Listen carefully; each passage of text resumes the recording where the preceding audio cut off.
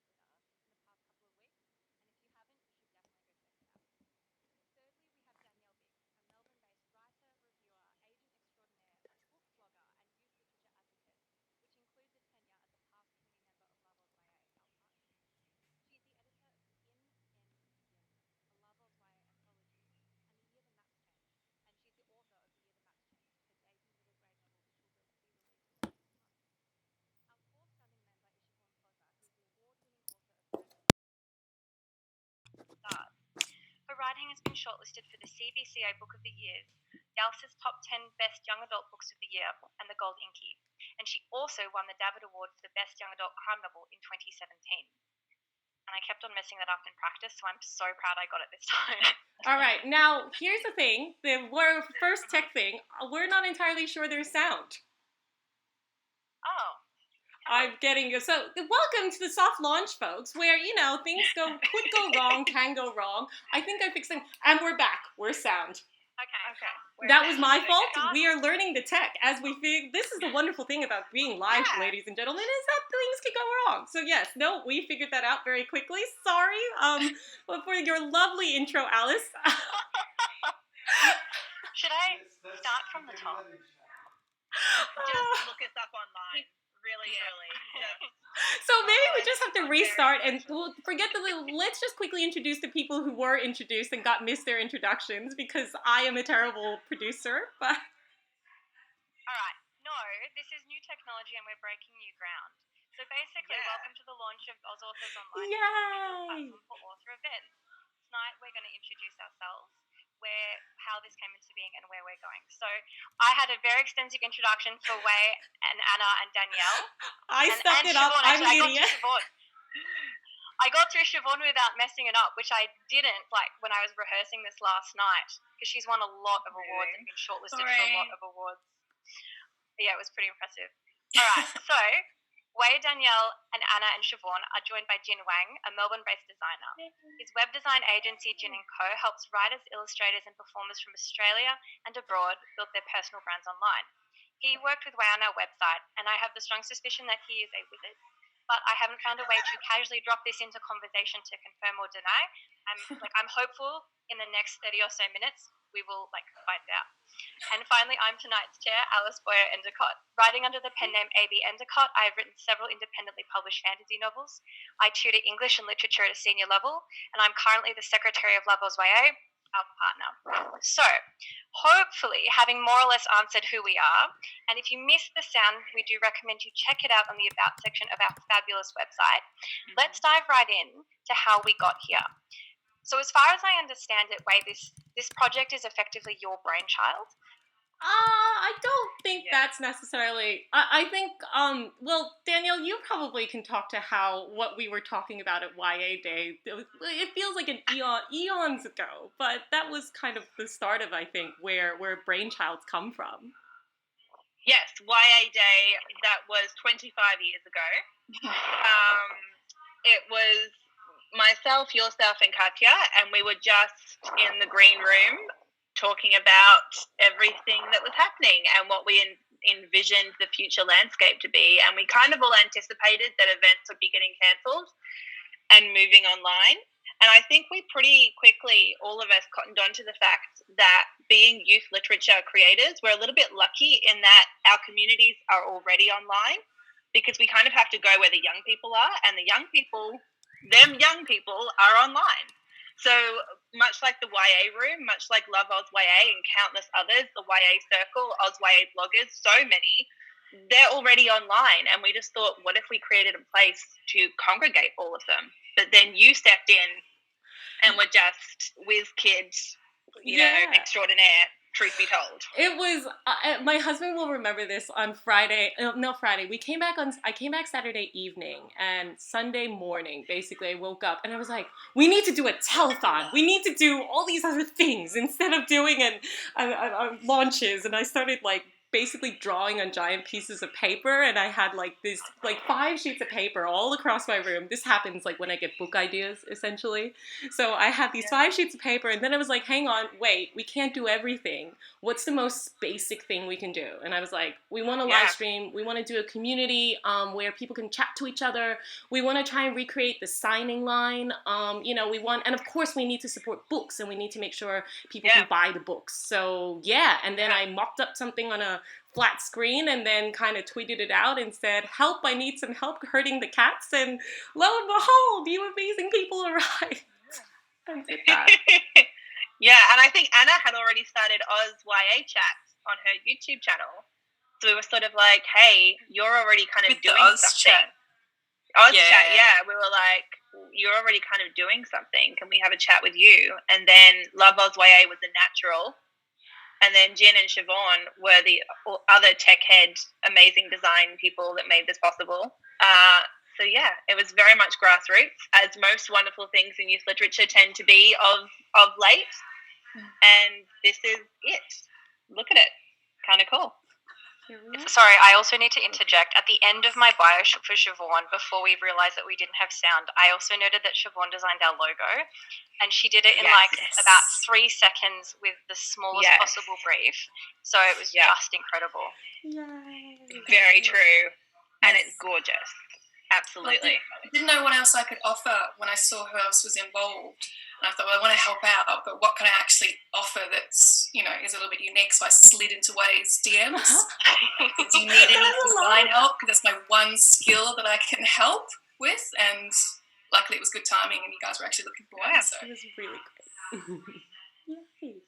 But here we are. I guess what's really interesting is, I think, in terms of how this came to be, just to pick up on what Danielle was saying, there is a lot of movement within the YA community especially, of moving things digitally and of things progressively becoming more accessible.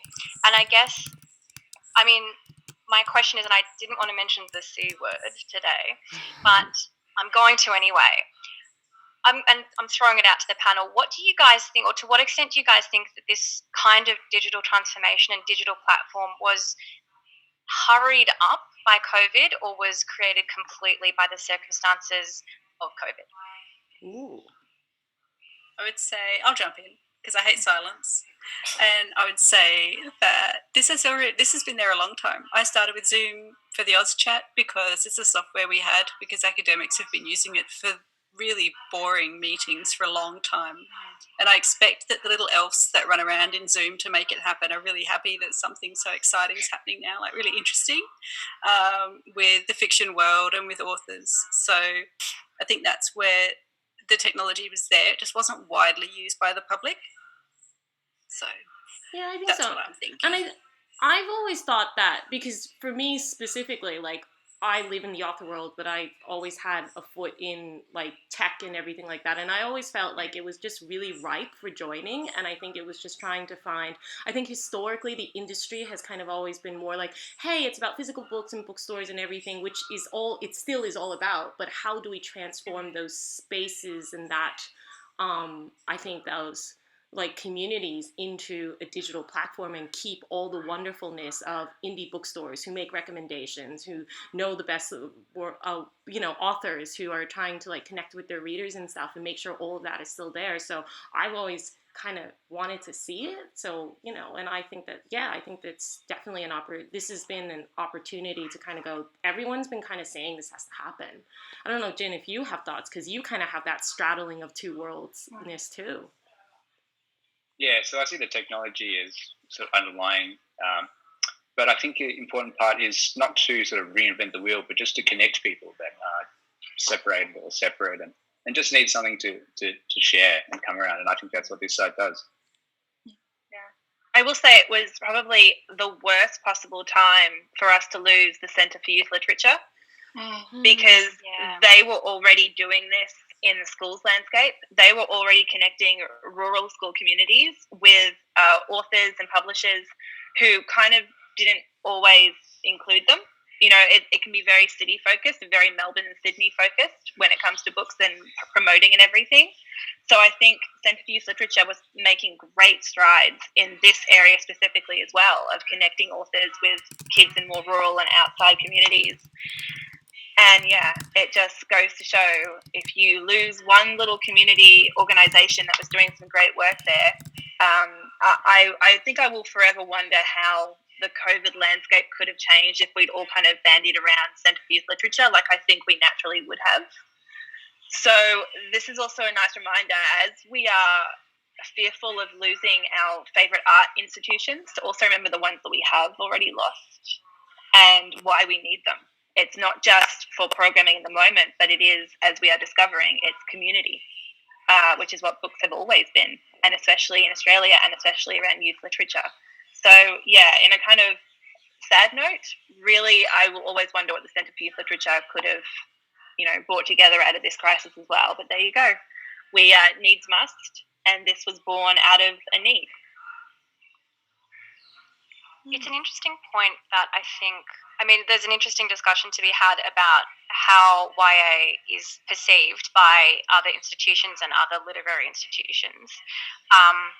But I think as well what's really interesting is the way in which the perception is that it's mutually exclusive. Online events and digital events either exist or don't exist, and they exist at the expense of physical events or bricks and mortar bookstores.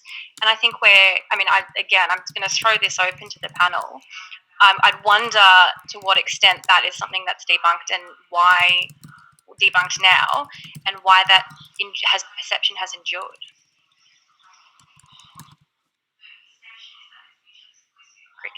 You know, I don't like silence. So I would say, I think this is what this actually had to happen to push the physical bookstores into accepting the online possibilities. But I think they've done that, and I think so many have really gone out of their comfort zones and accepted that that there's such value in the online space as accessibility for a lot of people, because there are a lot of disabled people quietly, secretly feeling very guilty that they're quite happy that they finally have access to things they may not have otherwise. But if the profits are still going to the bookshops and they can still facilitate events, then it's not an either or. It's not just only one movement or another at the moment. We can have all of them, and there's room for them to run events, for us to run events, and that will support the industry as a whole as we come out of it, and hopefully keep the benefits of this, but also the benefits of physical bookshops once this is all over. Yeah, definitely. I'd be interested to hear, Siobhan, you've been around as an author for quite a while, so I'd be interested to see if you've noticed the evolution and the introduction of digital spaces, or if you've seen their exclusion. Firstly, though, just like, as someone who actually doesn't live in a major city, I am very excited by this, just in terms of what it can mean in terms of the future. So I can't see why we can't have this coinciding with an in-store launch. Like, why can't we have it? People that can turn up, and people that can watch from home for whatever reason. Because the amount of times I don't go to an event because I'm too tired to make that trip in, and how long it's going to take me to get back home and stuff. So it's exciting in that respect. And I guess, I've never really seen it discussed in terms of book launches and events.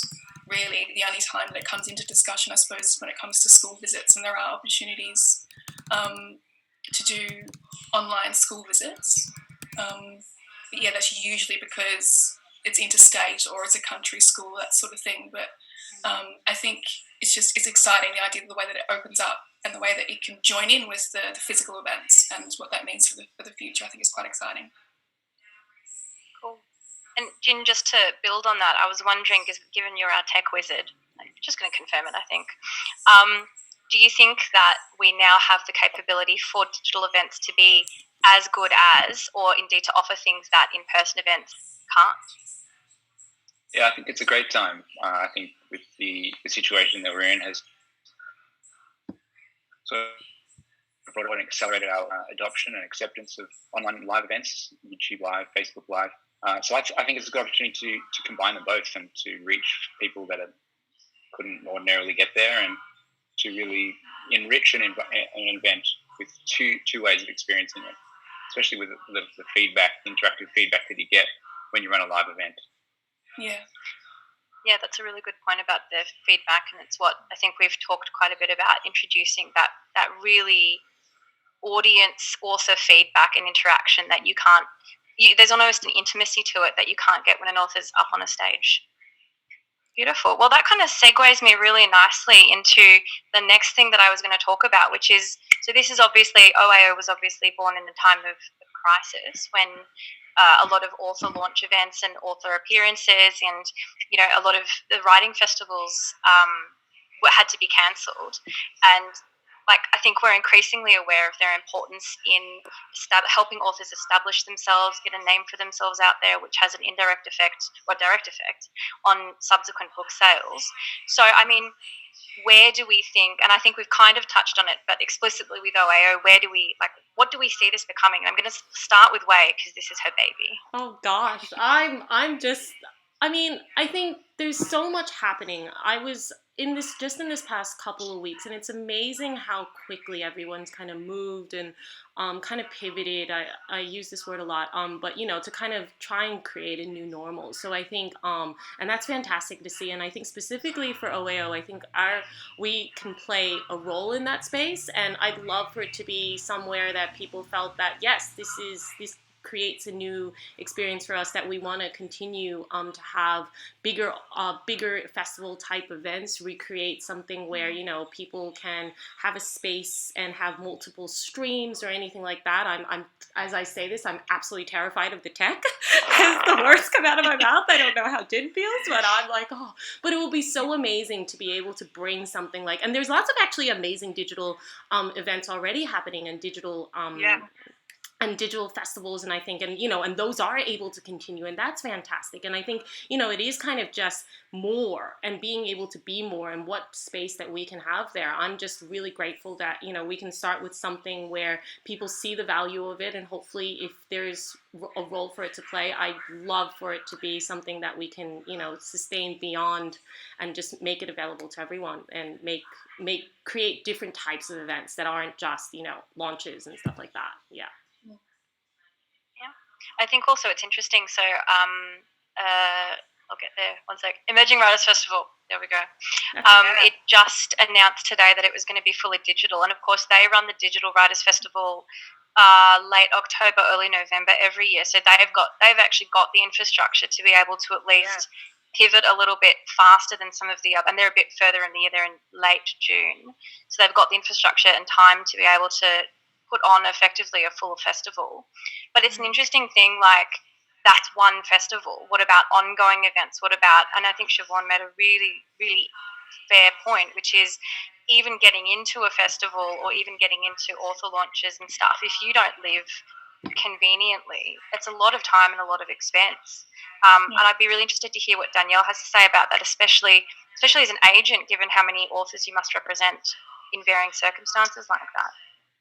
Well, I'd also say it's really interesting that you mentioned the Emerging Writers Festival, which is one of our kind of smaller writers' festivals, a kind of indie festival that has the technology now. They are who people are going to be turning to for guidance in this. So they've been the front runners for a long time. I'd also say the Fringe Festival and also those working in disability communities have been kind of advancing this technology already. I know that Carly Findlay, who's one of the authors I represent, and my very good friend, so hi if she's watching, and ignore this if she's not.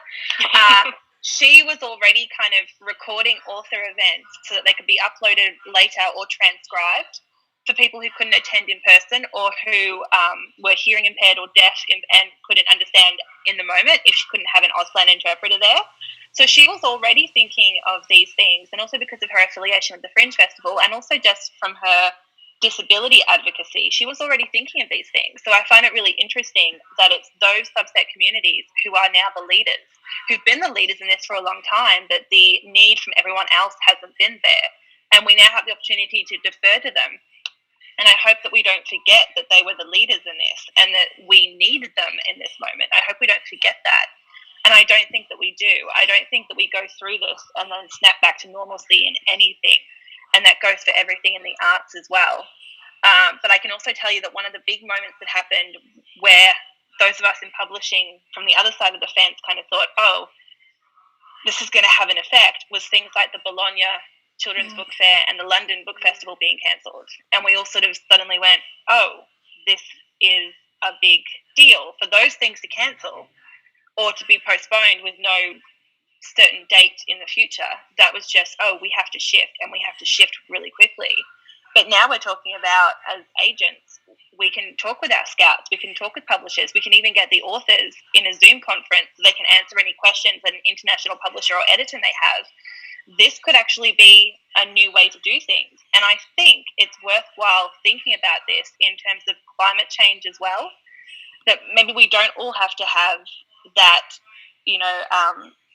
that footprint for travel that is causing a lot of catastrophes in the world with climate change. Maybe we all can, to some degree, work from home and not have to travel overseas to do these conversations that can now happen. Yes, not as personally, but maybe that's for the better as well. So just with that thinking hat on as well, I'm looking around and thinking, I hope that we take some good out of this, as much as it feels like there's a lot of bad happening right now. And a number one concern is obviously bricks and mortar stores everywhere, but especially our bookshops, which are the lifeblood of publishing and books in Australia, and how can we help them? And segue, I saw Astrid Schultz ask us that question on Twitter, because I was asking people if they can hear us on Twitter. And Astrid Schultz, did say, what can we do right now to support authors and booksellers? Which is a great question. I'm sure it was a question that you had teed up, but do you want to segue into that now? Because Astrid, hi. Well, also, now that you mention it, also here's a question for you. How can we support authors and booksellers? Well, you could create a website where people can launch books and link directly to their local bookstores. Do you think we should do that? Jay, write it down quickly. Also, and booksellers are I think booksellers are doing such an amazing job and being so, innovative. Like, the number of, oh my god, if you live in the area, we'll hand deliver them to you, socially distant, leave them at your door and stuff. And yeah, it is just, go online and support the booksellers you can. And lots of them that don't have websites will be taking calls as well. So your local bookstore is likely still open, and you can definitely give them a call and ring and see how best to get the books. Because really, at this stage, those books need to get into our homes, and there's different ways we can get them. And I'd love to go back to the bookstore and do that, but they're being so clever and so amazing to try and keep things going. And if you want to find your local indie, go to the Australian Booksellers Association, ABA. There's a link on the website. That says, find your bookshop. It's put in your postcode and find your local independent bookshop, because they need us right now. And I guess this going back a few steps, is why does publishing need bookshops? Really, really good question.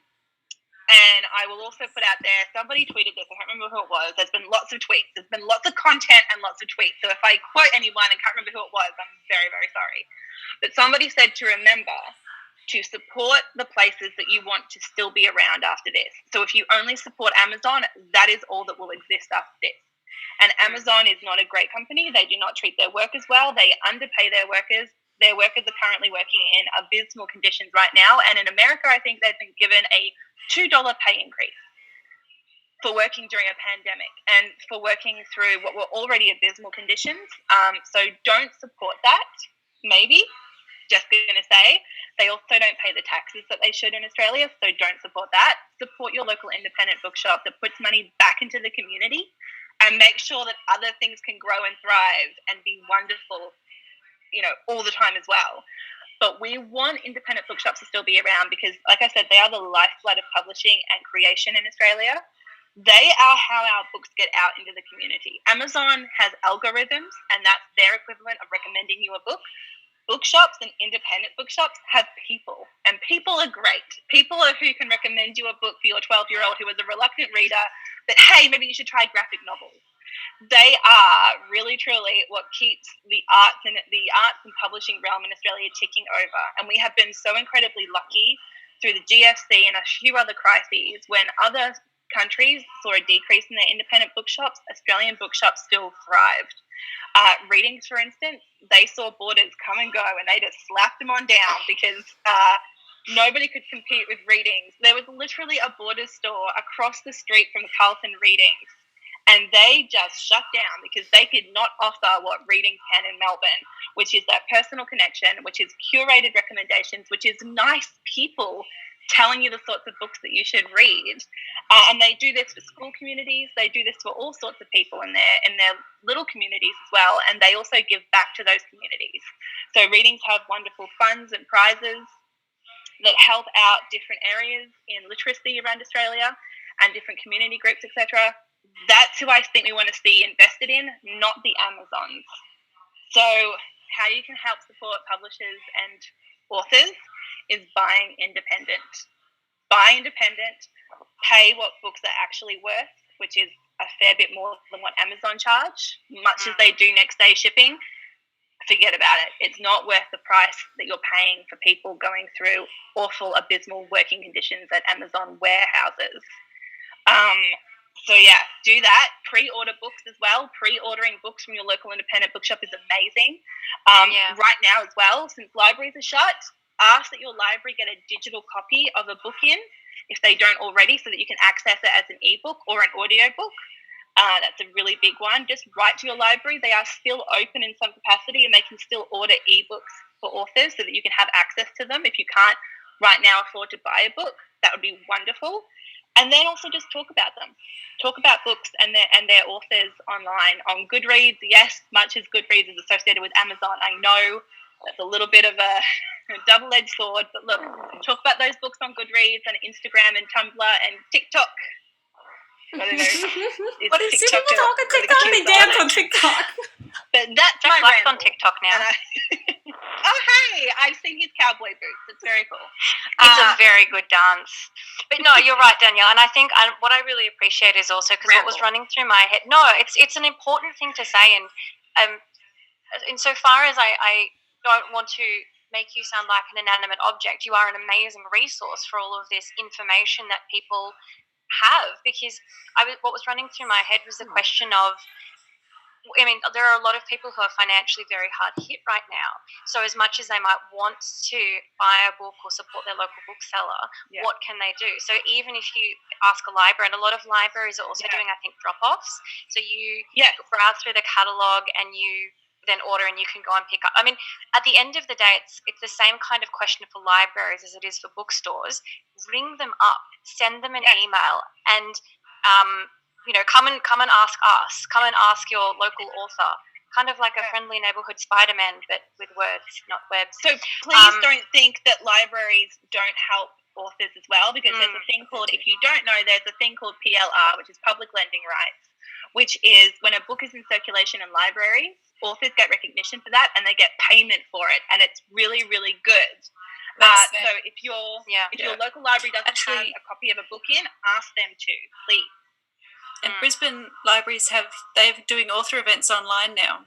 They've actually moved their author events online, which is really, really good. Yep. So much Love innovation. It. Of course they have. Brisbane and Avid Reader in Brisbane were pretty quick to do the Zoom thing with author events. Amazing. Yeah. Something in the waters up there in Brisbane. Really, really good. Now, there's a few questions, and I just wanted to read first of all, everyone who's watching at the moment, I just wanted to give you guys a very big shout out and thank you for tuning in on our soft launch, and not too many tech problems so far, but I just wanted to highlight a few of the comments that are coming in, because this is about community, and this is so great that we can still, have people chatting and stuff. And I love this comment from Kathy, who said, I ordered from Little Book Room this morning, book was delivered 3 hours later, way better than Amazon. So just a demonstration of everything. Kathy. Hi, Kathy. Yeah, Kathy. Oh, good. And then here's a good question from Nicole asking, how do you guys feel about Audible? Ooh. I like the audio from the library. That's free. Sorry. I was going to say. I'm sure Audible's really good, but my library access, Mm. I use, there are some apps, there's Overdrive and the book something, and you use that to access your state library or your council library, and you can get audiobooks on there.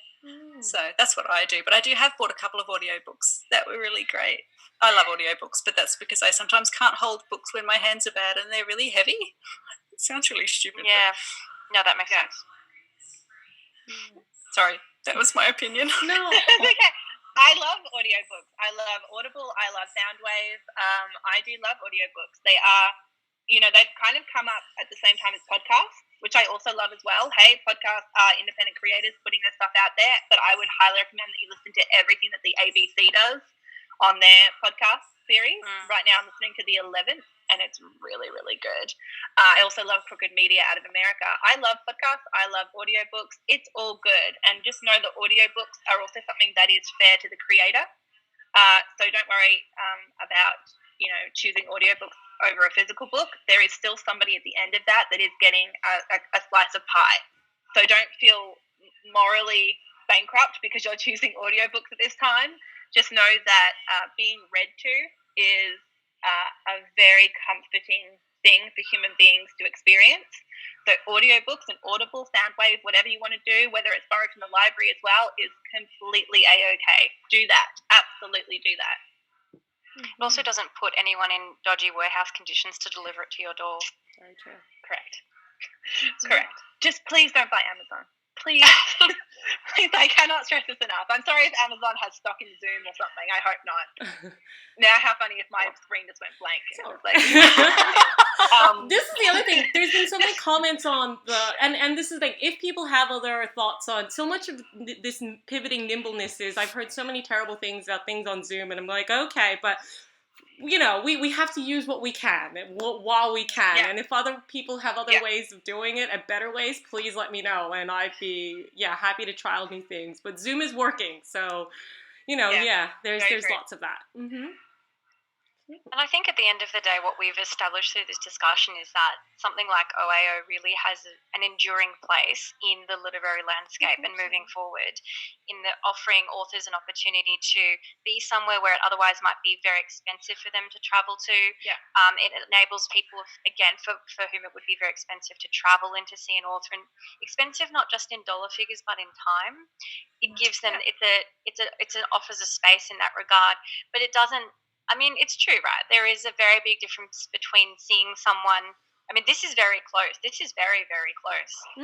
I did have that thought as I was preparing. I was like, everyone can see my whole face, as opposed to far away on a stage.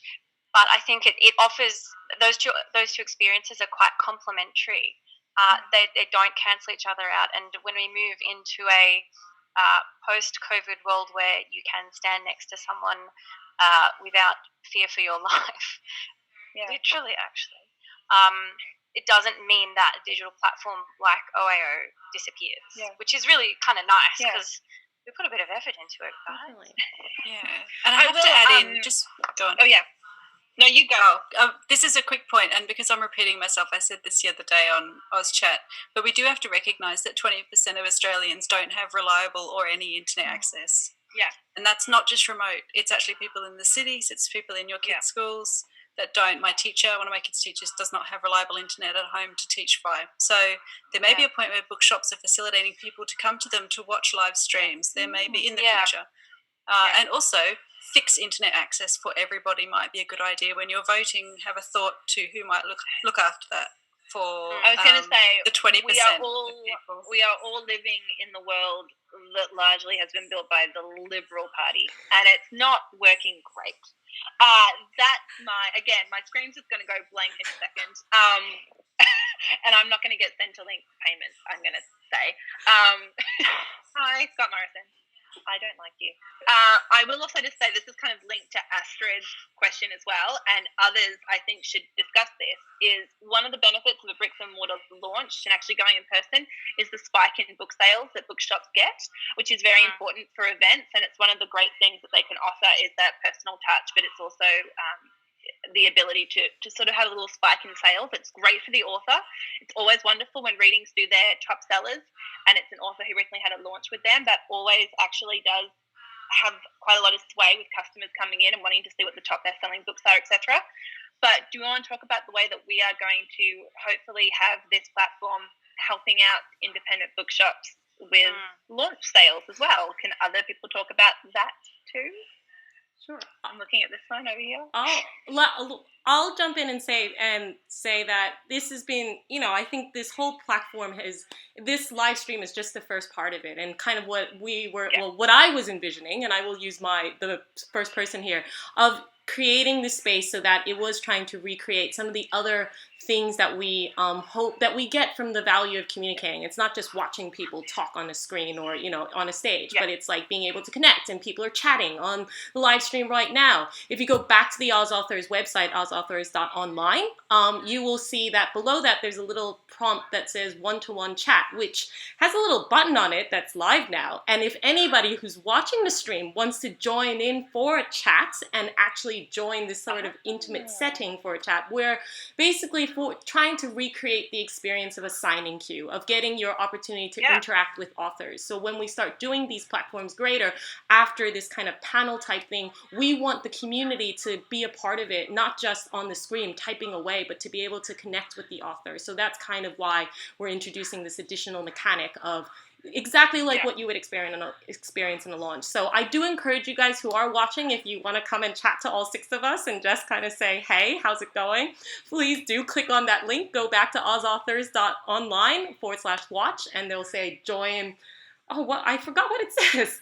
I think it says join, it says one-to-one chat. Click to chat. It says join now. Yeah, and you can actually join that platform now. And, we'll let you into the room. I do have a waiting room. I've worked out some of the tech so that, Hamish Blake isn't going to come chiming in because I was here watching that. I have to vet you and make sure you're a real person before I let you in. But just being able to, have an experience with an author. And then, of course, outside of that, going to the bookshops, of course, there's some important links for shop your favorite bookstores. So we've all selected a bookstore to sort of champion that we feel close to, but of course also at the bottom of that is find an indie bookstore near you, which is what Danielle talked about earlier, which is just type in your postcode and you'll find your nearest indie bookstore for you to support. But these are some of the select ones that we hope you'll support that are personally connected to us. And and just trying to make sure that, please, if you can, do support those bookstores and make sure that you're helping them out during this time, because we definitely want them and need them to be around after all of this. Yeah, and I mean, for all the discussion that we've had about how great digital platforms are, I think there's the one thing that I think Danielle didn't say when she was talking about the benefit of a bookstore is nothing beats.